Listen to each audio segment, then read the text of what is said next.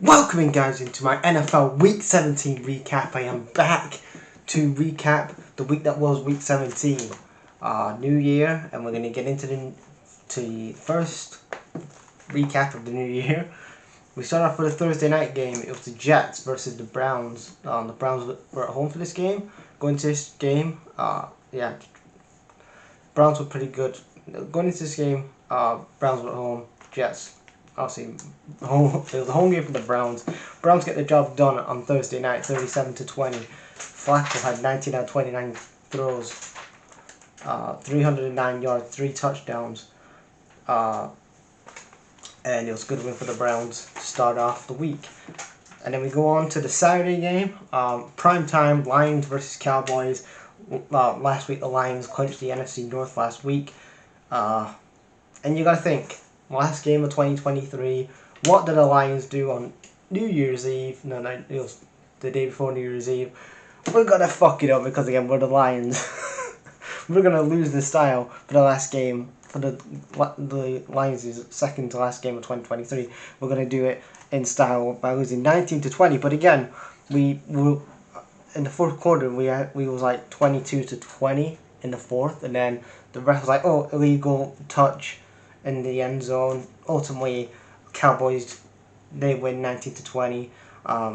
Goff had 19 out of 34 throws, 271 yards, 1 touchdown, 2 interceptions. Prescott had 26 out of 38 throws, 3 touchdowns, 345 yards, 2 touchdowns, 1 interception. And Montgomery had 14 carries, 65 yards, 1 touchdown. Then we had the 49ers versus the Commanders. And I think it's time that you fire Ron Rivera. Just fire him. Because he ain't going to take this team he isn't going to take this team to be a championship level team. Sam Howell's not the guy. And I think I looked at the draft rankings for 2024. I think they're 4th in the rankings. The Commanders, they need a quarterback. They should have got one in the 2023 draft. Botched that up. They need to get a quarterback in 2024. Sam Howell's not going to be the guy to lead them to championships and get them to be a championship winning team. It just isn't going to happen. 27-10 to the 49ers. Same thing for the 49ers. Much as people say, "Oh, Brock Purdy's that." Yeah, Brock Purdy's a good hand to have, but he's not going to be the guy, the franchise guy, to lead you to multiple championships. Imagine if, I don't know, imagine if John Lynch and Kyle Shanahan was like, "We'll take a gamble on that young Patrick Mahomes and see what he's all about." Imagine if they actually didn't pass on him in 2017, actually got him. It would be Mahomes and the 49ers with a new dynasty, not the Kansas City Chiefs. Just think about that. You know, if you think about what ifs in the draft, this was a huge botch up. Like in 2017, Mahomes was on the market, 3rd overall, I think. And yeah, let's pass on Mahomes. He isn't going to do shit. He's a 2-time Super Bowl champion with the Kansas City Chiefs, and he's there with a Hall of Famer in Andy Reid. Pretty much writes itself why the 49ers had Trey Lance, got rid of him after 2 years. Jimmy Garoppolo, that was a great decision. That wasn't. Brock Purdy, 7th round overall pick in 2022. Yay! Thinking he's the answer. It's okay having all these great offensive guys like McCaffrey, Deebo Samuel, George Kittle, but you need a quarterback that's going to be the guy long term to actually lead you to that next level. But 27-10, and the 49ers get the job done. Titans versus Texans. Bit of injury news that Will Levis is injured. He got injured in this game, so Ryan Tannehill came back in for the most of this game. It was built, as I said, Will Levis versus C.J. Stroud, 2 of the outstanding quarterbacks of this year. I think in the 2023 draft, but you look at really, Bryce Young was never really the guy. I love Anthony Richardson, but he's had a couple of concussions, and we haven't seen the full version of him yet. But Will Levis came in middle half of this season. C.J. Stroud has been the guy in Houston, and you look at the Texans. This time last year, they were 13-2 or 2-13. They were, one of the first. There was a 2nd round pick for 2023, and now they're 9-7 now. They're a playoff contending team. And that's just a credit to the front office of the Texans. That's the credit to DeMeco Ryan.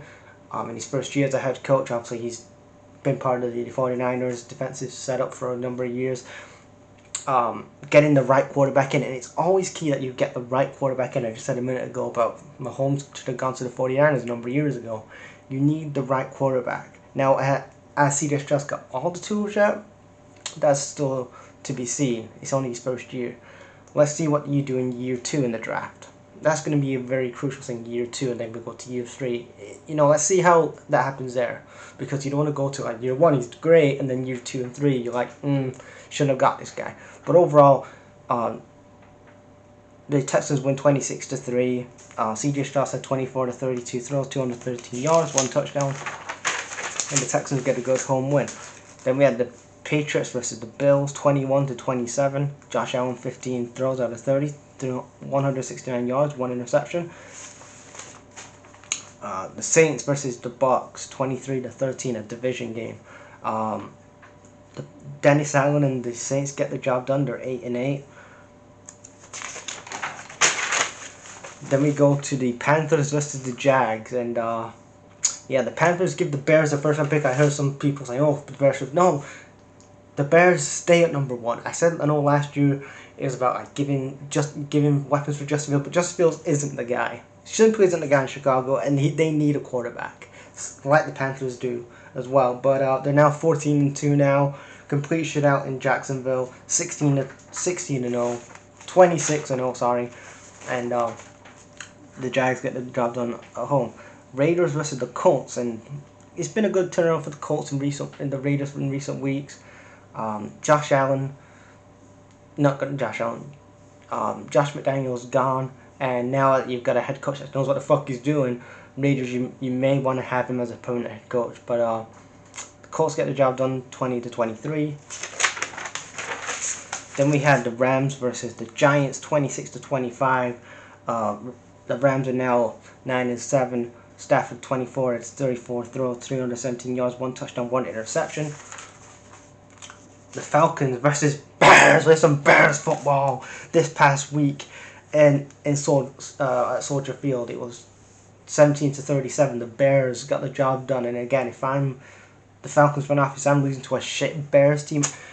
Arthur Smith should be fired. I said this beginning of the year. He's not a good head coach. He's not a good head coach. He's actually been fired before the season started. And I don't think Desmond Ridder's the guy.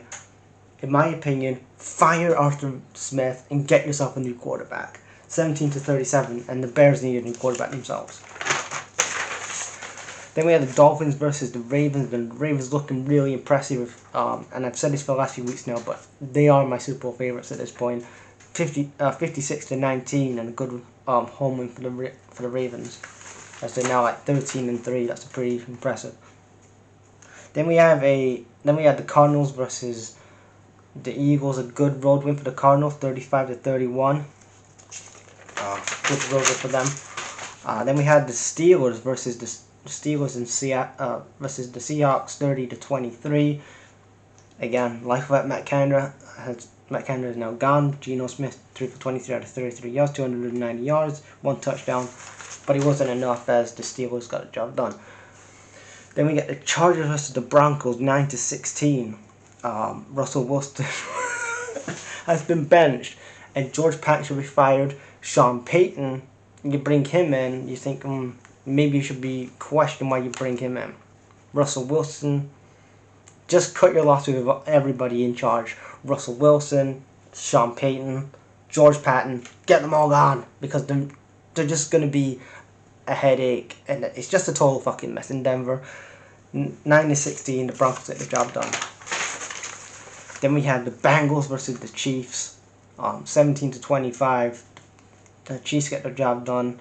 Mahomes 21 out of 29 throws, 245 yards, 1 touchdown, and the Chiefs are gonna win the AFC West. Then we had the Packers versus the Vikings NFC North division game, 37-10. Jordan Love 3 for 24 to 37 yards, 256 yards, 3 touchdowns. Good game for Jordan Love in my opinion. And the Packers are 9-8 now. They've got to beat the Bears next week if they have any chance of getting to the playoffs. But yeah, that's my recap.